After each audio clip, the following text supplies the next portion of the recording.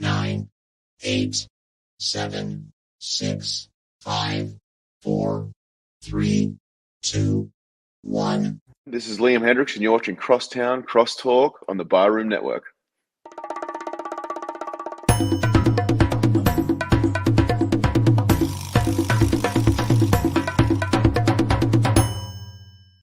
Some may find the following disturbing. Discretion is advised. Every summer in Chicago, the sunshine spotlights the city's spectacular skyline.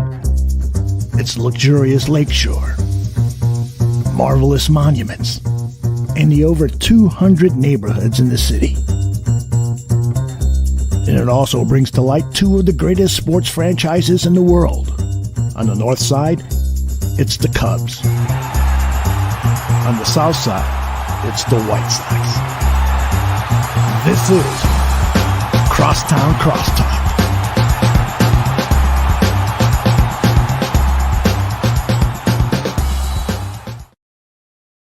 Hello and welcome to another very exciting episode of Crosstown Crosstalk presented by the Barroom Network. My name is Vinnie Parisi and I am extremely excited to be here with each and every one of you today. Welcome to everyone in the chat, watching on Facebook, YouTube, Twitter, everywhere you can watch. And those of you listening on Apple and Spotify after the show is recorded, welcome as always. Today's episode is very exciting for some people, not so much for me, because I have to sit here and talk about how much the White Sox suck and how good the Cubs have been over the last week or so. So just absolutely wonderful. Can't wait to get into all of that.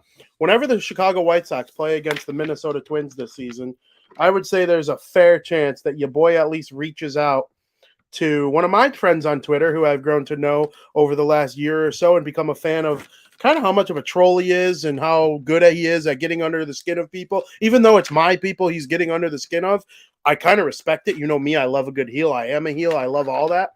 Of course, I'm talking about my friend Twins Ted. Ted, how you doing? Hey, Vinny. Good. Do you actually go by Twins Ted, or did I make that up on my own? I think that's like just an easy moniker to go by because the last name is weird and it's a cartoon avatar. And yeah, Twins Ted is always easy. You know, I'm not going to lie. I had to reconfirm you weren't a cartoon. Even though you've been on the show before once, I had to remember that you weren't actually a cartoon. It was fun when I think it was the COVID season when they put all those fake fan faces or whatever in the stands. I just bought one that was the cartoon avatar. So it was funny seeing that pop up every once in a while during Twins games. That's funny. I honestly think one of my biggest regrets in life was not getting one of myself put at guaranteed rate field. And, you know, it was a weird thing that we needed to have fake cutouts of people to make it feel like the game was more real. Yeah. Well, if I would have did that, I would have been at Giolito's perfect game against the Pirates. And that to me is the people who have the cutout, those cutouts were at the Giolito perfect game against the Pirates. And I'm like, no, that was awful. That was a dumb decision by me to not do that. They were only $60. We all got a $3,000 income tax check. We could have thrown 60 on it. That's funny. That's funny. Joe wants to know, did Buxton learn to run the bases yet? Don't answer that yet, Ted. Don't answer that yet. Don't answer that yet. We'll get to that. The thing I wanted to start out with you, to be honest, why do the Minnesota Twins all of a sudden have the best uniforms in the American League Central Division? I'm looking, I'm gawking. Those jerseys, those white ones that say Twins, oh boy, I love them.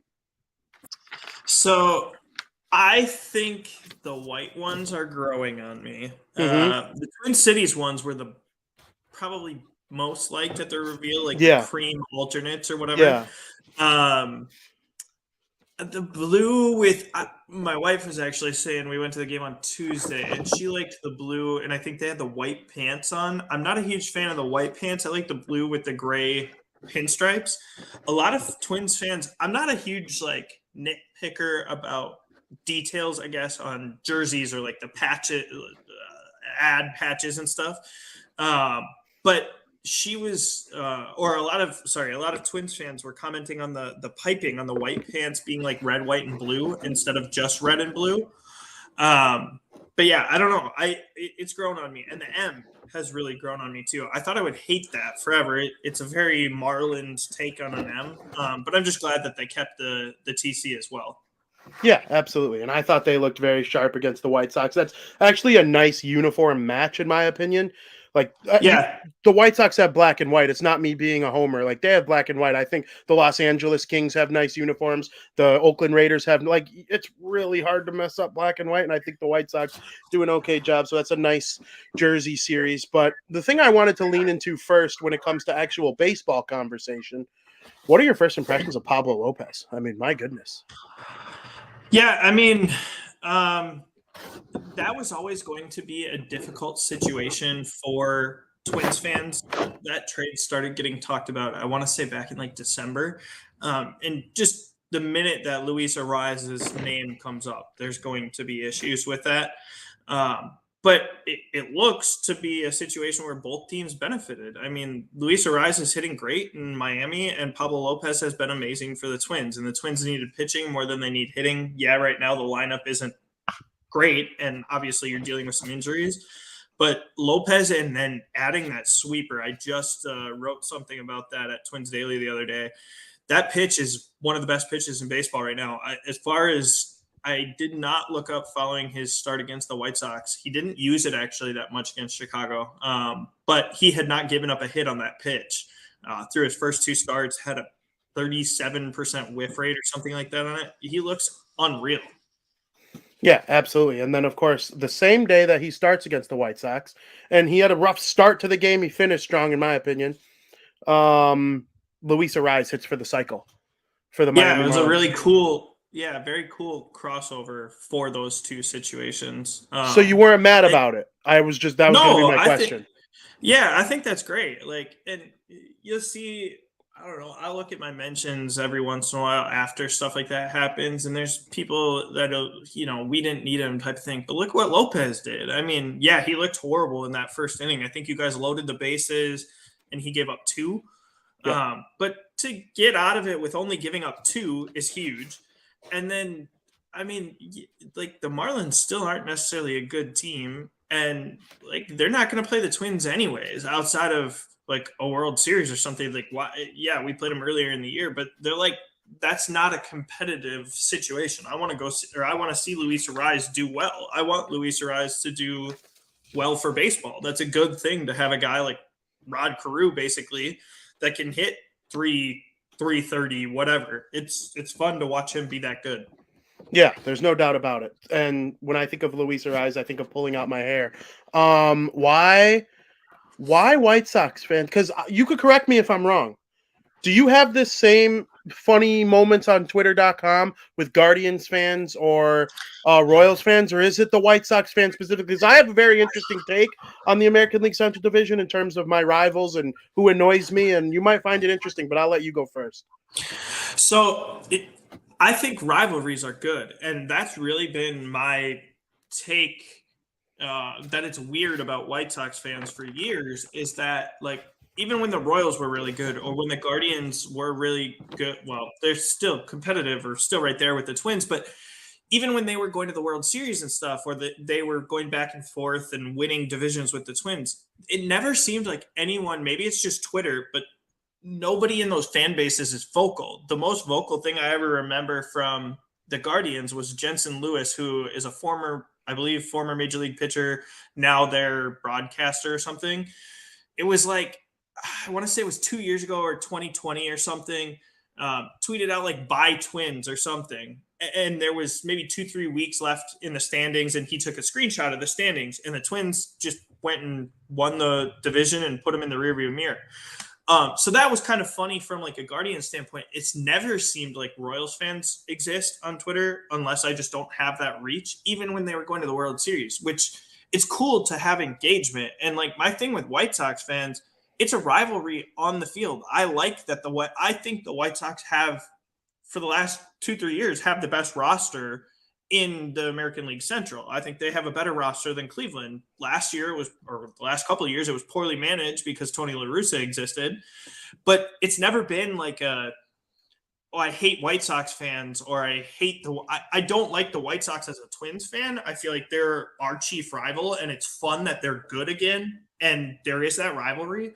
But yeah, anytime there is even a moderate level of like, hey, prodding at White Sox fans, it is an absolute onslaught. There's one Twitter user, I think his name is Shy Sox Fan Mike or something like that, and he's got 20-some thousand followers, but he's a younger kid, and literally my mentions just light up anytime he is in them or whatever. And I don't know. Sometimes it gets personal, which whatever, that's Twitter, but I think it's a good thing that teams have engagement from separate fan bases. I wish, and it's not intentionally trolling or anything like that. It's let's talk baseball, whatever. I wish there was more of that though from Cleveland and Kansas City and Detroit if they ever get good again. But it's not fun to play a series and just talk Twins. Like there's another team on the other side of the aisle. You know, I completely agree with you, and that's my take on the AL Central. The Twins are not the team I see as the biggest rival for the White Sox. You're going to be surprised. I think Cleveland is the most annoying right now because of the way Josh Naylor and F the White Sox at the end of last year. Like they became an on-the-field rival last year, but there was never like Guardians fans coming at me and stuff. You know what fan base comes at me the loudest as a White Sox fan? Detroit. They can't stand, and Chicago and Detroit have a natural sports rivalry because the Lions and the Bears are in the same division. And, you know, the Detroit Red Wings and the Blackhawks are the two original 6 teams that were in the West. And, you know, obviously Minnesota is close because the Bears and the Vikings and the White Sox and the Twins, of course. The Wild and Blackhawks kind of developed a little bit over the last, but I think Detroit and Chicago just being like old school like cities like that with sports, they become the most annoying when they're good. But the Twins have always kind of been that one division rival that didn't annoy me. I almost respected the Twins for all those years. Like, wow, I can't believe we're not them. Like, you know, this is the 3rd biggest city in the country, and the Twins just destroy us every single year with Morneau and Mauer and like all those guys. So I respect the Twins. White Sox fans aren't going to like to hear me say that, but man, what a franchise in the last 20, 30 years. And I think, yeah, I think the games on the field, like that, gearing up for a Guardian series seems like a decently sized big deal because of where they are in the standings. Like even if the White Sox are bad, I care that the Twins like beat the White Sox or play well against them, whatever. It seems like when the Twins play the Guardians, yeah, let's win because it helps our position in the standings or we're chasing them down or whatever. But it never seems like, again, maybe I just don't know the right corners of Twitter, but like it never seems as though there's anyone in Cleveland thinking, hey, we got to win this. I feel like it's more of a basketball town. Even the Browns have a seemingly louder fan base than the Guardians do, which to a certain extent is translated at the box office. I mean, for years, have they not had like one of the lower attendances in baseball? It's definitely been one of the lower ones in the AL Central, and they went almost won a World Series. Like, how do you not show up for games like that? Yeah, there's no doubt. Oh, and the Cubs played Cleveland in the World Series too. Can't forget that. But yeah, I think the AL Central, there's no Cubs Cardinals, Yankees Red Sox, stuff like that. It's whoever's the most annoying in the moment. Right now, there's kind of like a 3-headed monster at the top of the division, but the White Sox are going to kind of veer away, I think, based on what I've seen so far this year. Maybe they'll prove me wrong, but I think the Twins and Guardians kind of are going to make this a 2-horse race for most of the season, after the next couple weeks or so. Especially the White Sox have a gauntlet to end April. I mean, we're talking like some of the best teams in the American League, and then no Tim Anderson. Eloy will come back this weekend, which is nice. But how long does he stay back? That's always an issue for me. And somebody who has kind of dealt with injuries a little bit throughout his career that you know very well, who I love watching play. I think he'd have 3 MVPs by now if he was fully healthy all the time. Byron Buxton. He seems to be healthy right now. A little weird base running decision there. I know Romy Gonzalez was not in. I think it was Romy Gonzalez. Not in. Lenyn Sosa. Oh, it was Lenyn Sosa. Yeah, okay, yeah. My bad on that. I get they platoon second base sometimes when he's up, but not a perfect decision by him either. I'm not clearing his name by any means, but weird all around play. But what's your take on Byron Buxton, that play specifically, and how he's been so far to start this season? Yeah, so obviously I got eviscerated on Twitter yesterday. Yeah, I saw. I think some of that was frustration of just how the series had gone and whatever. And then also I was at the game yesterday, seeing it live. I didn't see the replay and whatnot. To me, it looked like he had kind of tried to avoid him or go out of the base path or whatever. But yeah, obviously Sosa has to be able to get to the ball.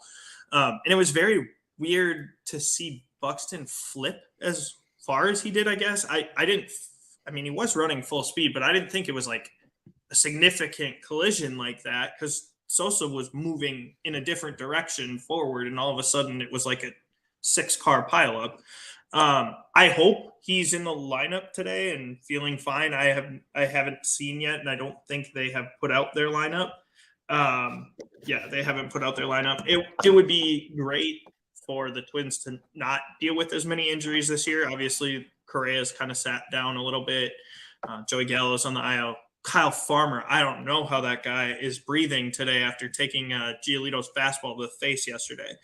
But good there. I think Buxton to start the year has been what you'd hope as a hitter. It's weird to me to try to prevent injury by just not playing a guy in the field. I don't know. I mean, last year he hurt his knee sliding into second base. And this year, his first 2 slides of the season, they were in consecutive days against the Astros, I believe, or maybe it was in the Kansas City series. He had a triple and like he jumped into third base. It was weird. And then he had another goofy slide a couple days later, but so much of his value is derived from being an amazing outfielder too. And I don't know how running the bases doesn't also put you in the way of injury. I don't know. It sounds like mid-May they're going to put him in the outfield. I like to see him out there. The AL Central has some great outfielders. I was just looking the other day at Fangraphs. I believe Luis Robert is like the second or third highest guy as far as F4 right now. He's gotten off to an amazing start. And seeing him stay healthy would be great too. But yeah, I'm okay with the way that they've started things with Buxton, but I hope he gets eased back in a bit sooner and quicker than this. Is it fair to compare Robert and Buxton? 2 supremely talented outfielders that are big and kind of awkward with how they fall sometimes, though. Maybe that's a result of how big they are, but like you assumed if they didn't play baseball, they would have been edge rushers for Alabama and then made it to the NFL. Like that's the kind of build that they have. That's just kind of a similarity I've kind of noticed within the last couple of years with Robert coming up. It's weird, or I guess funny or coincidental or whatever, that they both dealt with injuries, but then they both also like kind of transformed how they played. When the Twins' former regime was here, so much of their focus was getting guys just to put the ball in play or whatever. So Buxton was all speed, steal bases, whatever. Now he's a 20, 30, 40, if he could stay healthy, 40 home run guy a year, and he doesn't need to steal bases because every at bat could be a double, and he doesn't need to steal third because he's going to score from second. Robert is very similar in that, yeah, he's a definite power threat, and the speed is there as well. If both of them could give us 140 games a year or something like that, baseball would be better for it. Yeah, I couldn't agree more. And kind of the guy they expect to be his running mate a little bit in terms of producing offense for the Twins this season is Correa. And he's, like, as you mentioned, been sitting down a little bit this year. What's the lowdown on him? Yeah, I never thought that there was anything to me this whole offseason, and I don't remember if we talked about this last time I was on, but like being worried about his ankle was so weird because it's never been an issue for him outside of the surgery, but also you're signing a guy, the Giants and the Mets, we're signing a guy for double-digit years. His ankle is not your problem. He's not going to age well because no shortstops age well. Like by 33, 34, he's going to be a third baseman or something. And with the Mets, he would have been that from the get-go because Lindor is there. But this weekend, Saturday, he dealt with, I think, a mid-back spasm or something. And to me, that's a little bit more concerning because he's had back issues before where he's missed significant time for the Astros. He said it's not the same spot in his back, but that's kept him out of the lineup now for 3 or 4 days. I hope he's back in there today and good to go. He's a slow starter at times. I know that there's been some talk about, I think he's at like 490 OPS right now. He wasn't at 600 OPS last year until the end of April, and he still finished with a superstar, all-star level season. So that shouldn't be much of a concern. I'm not in the know enough with how teams handle injuries and whatnot, but I don't love the idea of how the Twins kind of have gone about this early season injury stuff. They let Joey Gallo sit for 4 days before placing him on the IL after they did the same thing with Max Kepler. Now, if Correa doesn't play today, it will have been the same thing again with him.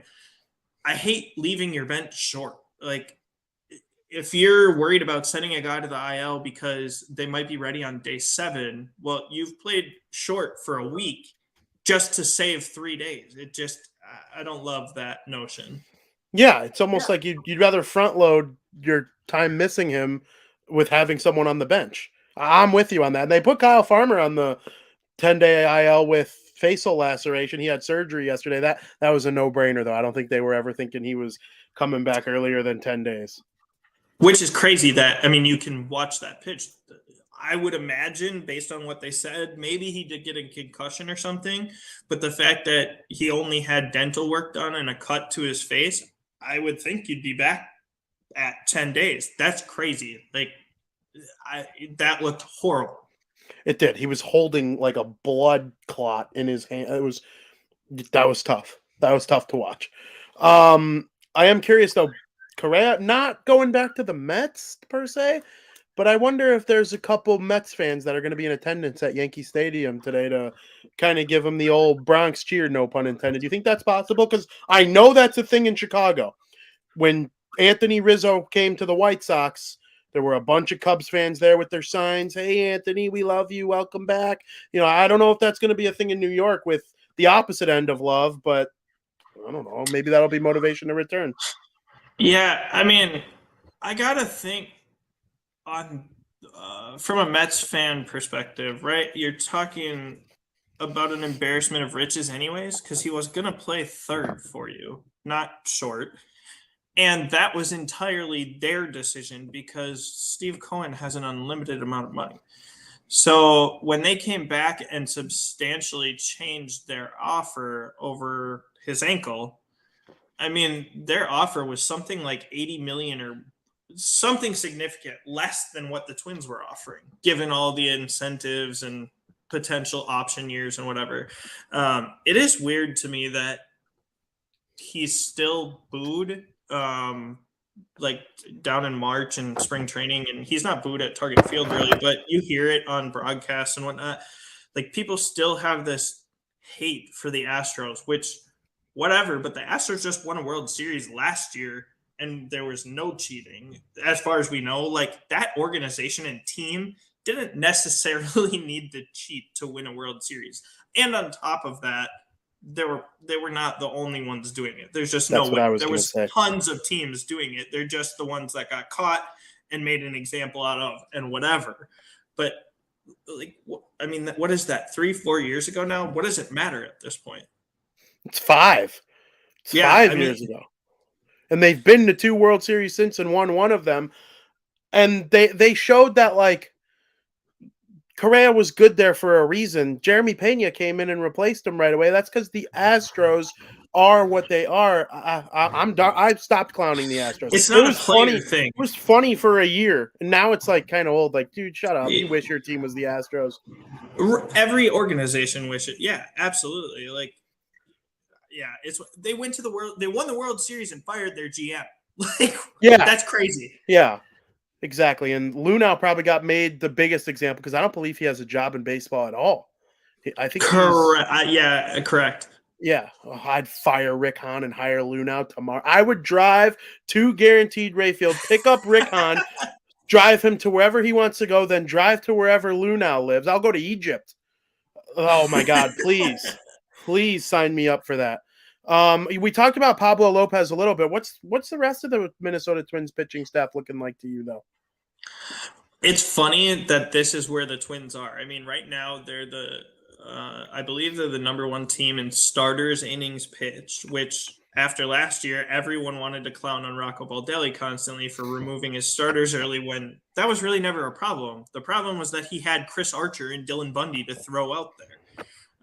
Sonny Gray was hurt at times last year, and Joe Ryan was never good against any other good opponents. He was pretty solid he was great against weaker opponents. But this year, I mean, Kenta Maeda has come back looking very, very good, very capable. I mean, the last time he was fully healthy, he was a Cy Young candidate, which 2020, take that with a grain of salt.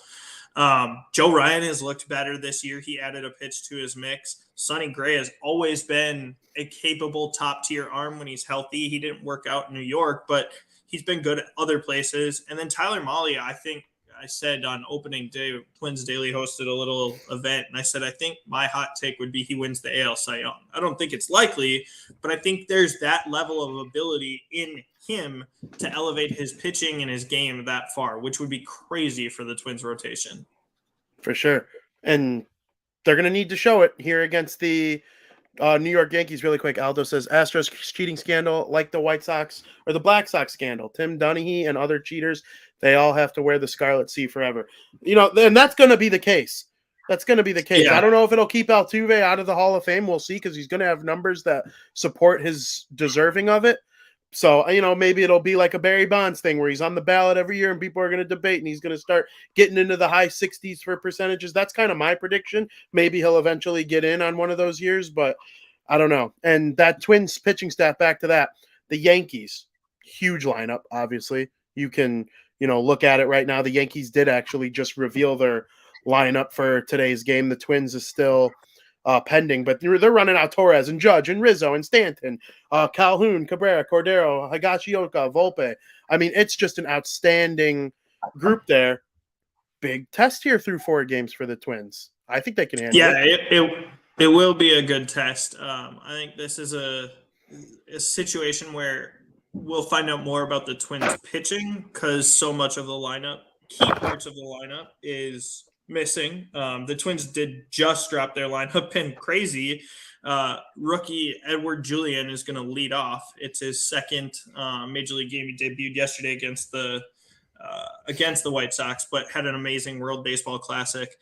I think, if the Twins can hang 2 wins in this series, that would be great. Looking at the pitching matchups, though, I mean, Nestor Cortez is amazing, but I believe they miss, or Garrett Cole might be the game 4 starter. But they really should be favored in 2 of the 4 games, which is not something I think we say often when we go to New York. I mean, I don't know much about Johnny Brito, and then Domingo Germán is middle of the road at best. Yeah, absolutely. I think you're getting Garrett Cole. Yeah, you're getting Garrett Cole on Sunday. I want to say he's the game 4 starter. Yeah, Sunday, absolutely. And that's a nice pitching staff that it's an okay pitching staff the Yankees have. I like the Twins. I like the Twins kind of in this series, and at least 2-2. I think they can pull it off.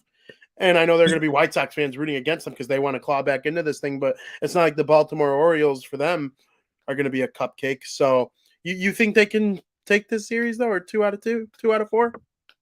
It definitely helps to have. It looks like Carlos Correa is back in the lineup and batting second. I mean, that's a huge, huge boost to the Twins lineup, whether he's struggled out of the gate or not. And yeah, I mean, they've done more with less offensively for most of the year. They haven't had a complete complement since the first few games. Max Kepler was horrible out of the gate before hitting his home run a few days ago, and then immediately went on the injured list. So it's not like they've had a ton of, their whole entire lineup being able to come out and be healthy. Like you said, I think it's a good test. It's a good spot where we'll find out, is pitching enough. And I said that going into the year, this team is not the Bomba squad or the 2019 team that hit 300 whatever home runs. That's so easy to continue to remember because it was so fun. But this team is so far removed from that. They're a pitching and a defense team. And that doesn't mean they're going to win every game scoring 1 or 2 runs, but they're not going to bludgeon other teams. They're going to keep themselves in it. Yeah, absolutely. And I'm looking at this lineup. Christian Vasquez, good player for the Red Sox in the past. He was with the Houston Astros a little bit last year. Kind of an upgrade over El Gary, right? Oh, absolutely. And oddly, Ryan Deckers has been the Twins' highest producing player in terms of F4 to start the year by a hitter. So that would be great if he hits this year. He's kind of struggled to stay healthy and struggled to produce throughout his career. Having Vasquez at the bottom of the lineup is pretty impressive. I don't love Michael Taylor running out there every day, but you're not running him out there for anything but defense. And it's really looked like Trevor Larnach, who has been a well-regarded Twins prospect for quite some time, is now coming through. And as long as he's healthy, he's somebody that should continue to produce in the middle of that Twins lineup. Absolutely. So they're off to this 8-4 start, competing with the Guardians and maybe the White Sox all season long for the top of the division. Do you think they can keep looking this good for the entire season? I'm kind of putting you on the spot here as we wrap things up. I think both teams will. 8-4 obviously is a strong pace. We're 12 games in. Again, though, the Rays probably aren't going to go 162-0, even though they're looking like they might start 13-0. I think with the Twins, the White Sox, and the Guardians, whichever one wins it, I picked the Twins to win the division with 92 wins. I think there's a possibility that somebody could win more than that, but I wouldn't be shocked at all if the AL Central winner was a 90-win team. I think that it's probably clearly the most watered-down division at the top in the American League. I think the Astros are probably going to win significantly more games than that. The Yankees probably will. The Blue Jays probably will. So, yes, the Twins will be there at the end, I believe. I don't think, barring injury again, I don't think they'll fall off. And I don't know if, the White Sox hang in there or the Guardians hang in there. But whoever does come out on top, I think it's going to be around that 89 to 92 win mark. Absolutely. And we meet each other again in the first week of May. I'd love to have you back on as often as I can this season. We could talk Twins, White Sox all season long. And, Absolutely. You provide great Twins content. Don't let those White Sox fans rattle you too much, even though I'm going to make fun of you at some point throughout the summer, I'm sure. Just like I quoted your tweet ripping on all the players that were all those players Yes. are way better than the ones that I named from the White Sox. There's no one of your Twins followers came at me like, I'd have to award that Carlos Correa had last year. I was like, I don't care. They were bad last year. We want them to be good this year. Right. We want those guys to have similar wars this year where they're capable of it. That's the point of all this. But, so Ted, we'll talk to you later in May. Promote all your stuff, though, before we let you get out of here. Absolutely. You can always find me on Twitter at TL Schwers. I write at Twins Daily. Absolutely. Ted's a great follow. He's going to annoy the crap out of you if you're a White Sox fan. Cubs fans might want to follow him, though. Cubs Twins, that'll be a fun series this year. I don't know. They do play each other. The Cubs are in Minnesota a week after the Twins are here in Chicago in May. So May 12th through 14th, the Cubs are at beautiful Target Field, which if you're a Cubs fan looking for a place to go, Target Field is a road destination that everybody should want to see, in my opinion. So, credit to the Twins and good luck to the Minnesota Wild in the playoffs, Ted. Thank you, sir. We will see you later. And everyone, we're going to send you to a quick commercial break.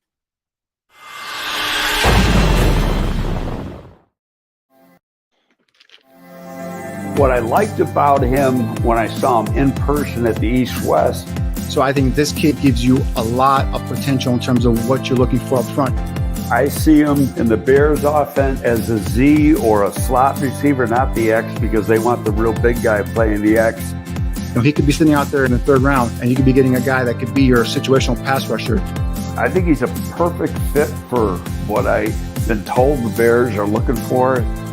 This is my 3 technique for the Bears, especially if you don't take a guy like Jalen Carter at the top of the draft. This will be a nice pickup. Fits perfectly in the system. My gut feeling is this would not be a guy the Bears would take. It's a good name because that's a guy that I'm intrigued by. Obviously, here with the Bears, defensive line, defensive front is a huge need. I think he's the best center in this draft.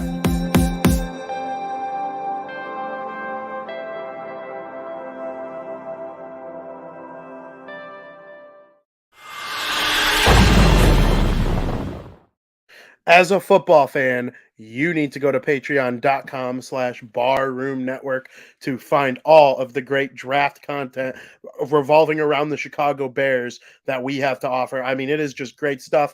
And I wrote a little mock draft for DeWindyCity.com, and it not a little mock draft. It actually had like upper 2,000 words, and I went through each Chicago Bears pick that they have and made a selection for them in each round. Now, obviously, when you do a mock draft and you start getting late in rounds, you don't know for sure that those guys are going to be available at that time. So, like, I had them take the TCU quarterback with the very, very last pick, second to last pick before Mr. Irrelevant. And why? Like, are the Bears going to take a quarterback this year? I don't know. I'm of the opinion they should take one close to every year in the late rounds because you never know who gets hurt. You never know where the next Brock Purdy is. Like, I don't know. That's just kind of always been my take. And you can't assume Justin Fields is going to play every minute of 17 games based on, the way he plays, and not poo-pooing Justin Fields. Amazing player. Love Justin Fields. He's going to take some vicious hits over the years, and it wouldn't shock me if they need a backup quarterback to earn them a win or two over the next couple years when they're competing.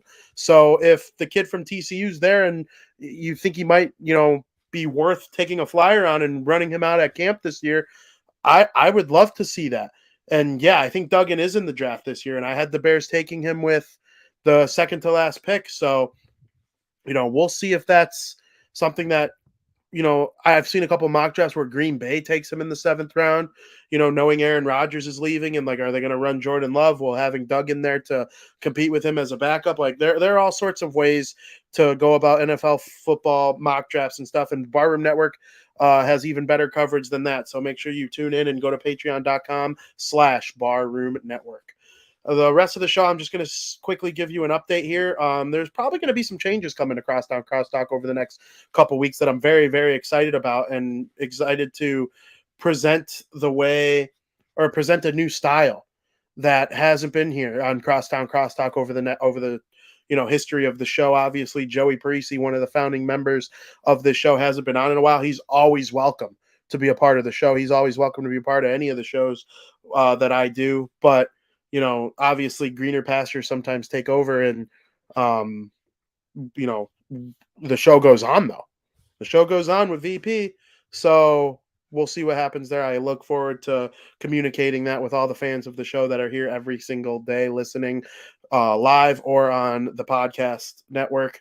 The White Sox have a series coming up with the Baltimore Orioles. The Baltimore Orioles are 6-6. The White Sox are 5-8, just a game or two off of each other. I think it's a series the White Sox can win. It's one they need to win. If they don't, they're really in trouble. But you got to go in there and you hopefully get Eloy back. I think Moncada will play. Robert's been off to an MVP caliber start. If he can stay healthy, I mean, that's the White Sox problem, right? And that's what makes me think that, a rebuild again could be kind of on the horizon, is you just can't trust any of these guys to stay healthy. And I've kind of come to that realization. Like, what made the Cubs so good in the late 2010s was the fact that you can expect 130 plus games, 140 plus games from Baez, from Rizzo, from Bryant. All those guys will play even if they're not playing to their full potential. I think there were a couple years where both Bryant and Baez didn't play to their full potential. They're 75% potential, still better than the replacement players. And the White Sox are using a lot of replacement players. Hanser Alberto has given up a couple runs as a third baseman over the last, little bit. So I think there's a chance that, there could be big changes coming if they don't start to turn things around too. And then on the other side of town, you have the Chicago Cubs, who are 6-5. 6-5 are the Chicago Cubs. They were losing 7-0 2 nights ago, and they came all the way back to win. There's been some good vibes there at Wrigley Field over the last little stretch, and they're seeing production from, some of their top guys. So they're hoping that they can keep it up, and they got a big series here coming up with what are they called? The Chicago Cubs have a big series coming up. Oh, come on, MLB app. It's the Dodgers. They're in LA to play the Dodgers, who are considered to be one of the best teams in Major League Baseball. But you got Justin Steele, who's off to a very good start, going up against Noah Syndergaard, who's not off to a very good start with the Los Angeles Dodgers. So you never really know what happens there. And then on Saturday, it's likely that you will see Jamison take on Grove of the Dodgers, another pitcher who two pitchers there who aren't off to the greatest starts of their career by any means. But then on Sunday, the rubber match of the series, you would think, Drew Smiley facing off against Urias. And Smiley's been good in his Cubs tenure, but he's not off to the best part. Urias, though, really good pitcher. Really, really good pitcher. And the South Burbs Hitmen want to know, why am I talking Cubs? I have to. That's the point of this show. The White Sox, we get to them plenty on South Burbs Hitman, and there's really not much to discuss with there's plenty to discuss with the White Sox, but in terms of an all MLB focused show, with highlighting the Chicago teams, I think we did a fair amount of White Sox with Twins Dead. And, we could go over the series, though, really quick. Wells is going to start for the O's on Friday, and Clevenger, who's off to a really nice 2-0 start, will go for the White Sox on Friday. And then you're going to see Kopech face Gibson on Saturday, and then Dylan Cease will be Sunday. That's obviously a matchup that favors the White Sox as well. So if they could get a good start from Clevenger and earn a win on Friday, I think there's a chance that they can win the series against Baltimore, which will get them back into things in the standings. But I just, I think I've counseled them already. Like, when they lost yesterday, I was like, okay, yeah, they lost. And when they win, I'm like, oh yeah, nice, they won. And I'm covering them for Southside Showdown. It's what I get paid to do. I'm gonna watch every single game this season, even if I think they're gonna get killed. I'm probably gonna at least watch a majority of all 162 games. But I'm not going to live and die with the results this year. I don't think they're that good. So prove me wrong, White Sox. I'll uncancel you so fast. I don't care if that's not allowed. I make the rules. It's my show. I'm not living and dying with the results. I'm living and dying by watching, of course. But my hockey team's got a division to win tonight. So, that's kind of where I'm living and dying these days. And that might sound bandwagon-y, but it's really not. Like, if your team's not going to win, why would you be so frustrated if they lose? Like last year, we all came into the season thinking World Series or bust, so it was frustrating every single time they lost. This year, it's like I kind of expect them to. Like, I'm still going to love the team and watch every second and root for Robert to win the MVP and see what TA can do with his batting average and watch Colas develop as a rookie. But, like, if they're going to win 79 games this season, I'm not going to sit here and cry every single time they lose. It's just not how my brain works. And that doesn't mean I don't love them. That doesn't mean I don't want them to win. I just don't think they're going to. And if they prove me wrong, they'll prove me wrong. Go out and have a good series against the Baltimore Orioles. If you sweep them and you're 9-8, no, you're 8-8 by the end of the weekend, then I'll be a little bit more back in, because then you'll have the Phillies, who are off to a terrible start, but they're still the team that were in the World Series last year. And they have Schwarber and Castellanos and, all sorts of Trey Turner, just a great lineup there in Philly. Go out and win that series. Prove me wrong, White Sox. As of right now, you have disappointed me. Doesn't mean I'm rooting for the Cubs, though. It's just the Red Sox, they stink. And the Braves are really, really good. The other team I like to watch. So the Braves are probably going to be the team that I root to win the World Series once the playoffs begin, because they're the only one of the three I watch frequently that'll be in the playoffs. But I don't know. We shall see. I've enjoyed the start of the season, though. I mean, baseball's the most localized sport, and nothing annoys me more about that, because I think baseball should be just as national as hockey, football, basketball. I don't get why people only watch the White Sox and the Cubs. That makes no sense to me. But you'll watch the freaking Miami Dolphins play against the Chargers on a Sunday night. Like, why? Why can't we do that for every sport?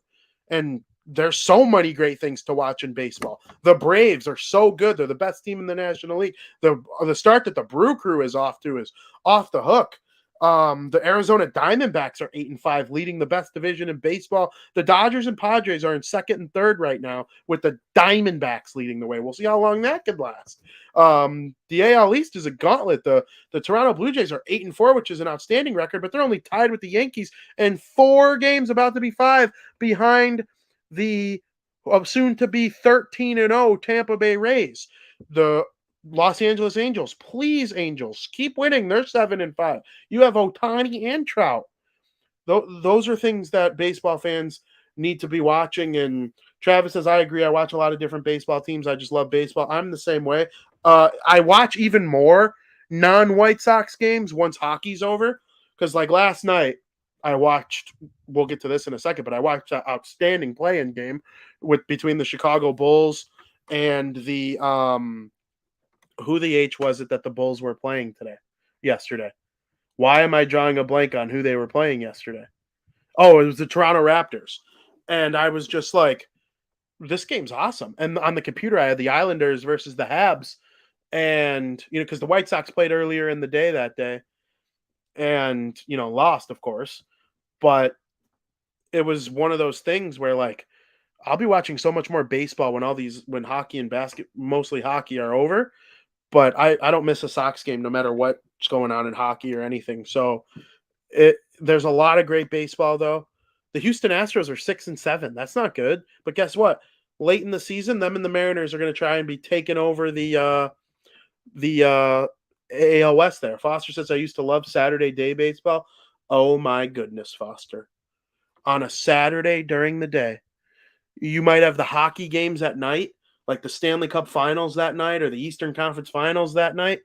And I'm like, during the day, the White Sox and the Cubs play at 1:05 and 2:05, and you could sit out on the lawn and watch or listen to those two games while you're cooking up some lunch waiting for the hockey game that night. Oh my God, that is the best Saturday ever. That is literally the best Saturday ever. You have people you love around you and you're doing all those things. That's outstanding. Yeah, Hassel Vinnie hour. Let's go. Travis says, go Rangers. You better be talking about the freaking baseball Rangers there, Travis.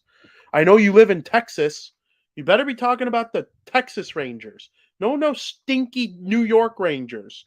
Although I'm hoping that by the end of today, the New York Rangers aren't my problem. That's a very real possibility. I do like the Hassel Vin segment idea, though. I could take it all. You got something to say? Let's go. Let's go. I'm actually very looking forward to what we got coming up here with Crosstown Crosstalk. It's an amazing show. This is something that's been important to me for a long time now, and I love bringing you baseball chatter each and every day. And I think we did that today with Twins Ted. Great Minnesota Twins analysis. There are lots of White Sox fans. Don't be one of those White Sox fans, though, that come at people like Twins Ted just because he likes to have a little bit of banter online. It's just baseball talk at the end of the day. Okay, Texas says Texas Rangers off to a good start, 7-5. Absolutely. I mean, you could talk about, I like the Texas Rangers. Fun fact, the Texas Rangers, if you were to ask like 7-year-old Vinnie, what is his second favorite baseball team? My second and third favorite team changed throughout the years. Don't mind me. I'm a bandwagoner when it comes to second and third teams that I like to watch. The White Sox are always number one. But if you would have asked like 7-8-year-old Vinny who is your second favorite team, I would have said the Texas Rangers. Loved A-Rod. Loved A-Rod when he was with the Rangers. I was a huge fan of Josh Hamilton back when he was winning home run derbies and stuff. I do remember when Pudge was there. The greatest offensive catcher ever, probably in my opinion, or up there for sure. And you want to look at some weird shit that you didn't know existed, go look at Pudge Rodriguez's career statistics. Just absolutely one of the most insane players who ever lived. And nobody talks about it like they should. Nobody. But, yeah, I think baseball's got a good thing, and you need to tune into as many games as you can. So I'm going to leave you all with that tonight, and make sure you tune in to all the great shows here at the Barroom Network. I'm talking patreon.com/Barroom Network, and go support those guys who are doing so much work on the upcoming draft. Tonight you have Mac and Reed Talk Bears. They're talking offensive line and Bulls playoffs, 6 p.m. Central. Really quick, shout out to Das Bulls. Das Bulls, huge win, losing by 19 at one point, came all the way back to defeat the Toronto Raptors, who are going to be eliminated from postseason contention. And now the Bulls play the winner they're going to play the Miami Heat, who was the loser of the game between the Heat and the Hawks. They played a couple nights ago. The Hawks won. They become the 7th seed. Now the winner of Bulls Heat becomes the 8th seed. And there are so many people on Twitter.com and whatnot saying, oh, the Bulls, they have no chance to beat the Heat. blah, blah, blah. Yeah, you said the same thing about the Raptors too, didn't you? Didn't you, people who think they can't beat the Heat? Oh, I hope they beat the Heat so bad. Draft on tap. Look at draft on tap, 8:30, draft on tap. Look at mock drafts for the Bears. Hopefully they look at mine. Look at mine draft on tap, guys. Tear me up. Tell me why that's a dumb pick. Tell me why I have flawed reasoning there. Like, I want to hear it. I want to make good mock drafts. I'm going to make a whole bunch more before the draft.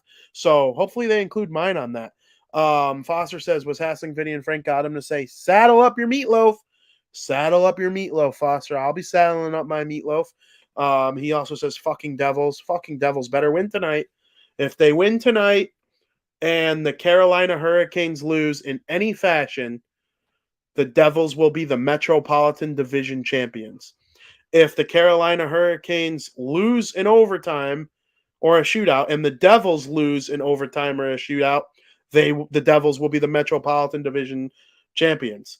And then, of course, if the Devils lose in any way or lose in regulation, they will play the Rangers in the first round as the second seed in the division, and Carolina will play Florida. Obviously, the Devils' two possible opponents are Florida and New York, so that's my Talking Devils segment on this show. And make sure you join me again the next time I will appear on this network is not Monday for the South Burbs Hitman podcast. It's actually Sunday, because next week, Frank Mueller and I are going to have a very special 2-episode week of Bar Down Talking Hockey. And the reason is we couldn't preview the playoff series yesterday because we don't know what they are. Only one NHL playoff series is locked going into the second to last day of the season. It's actually the last day of the season, and the 2 games tomorrow are makeup games from weather situations or whatnot throughout the season.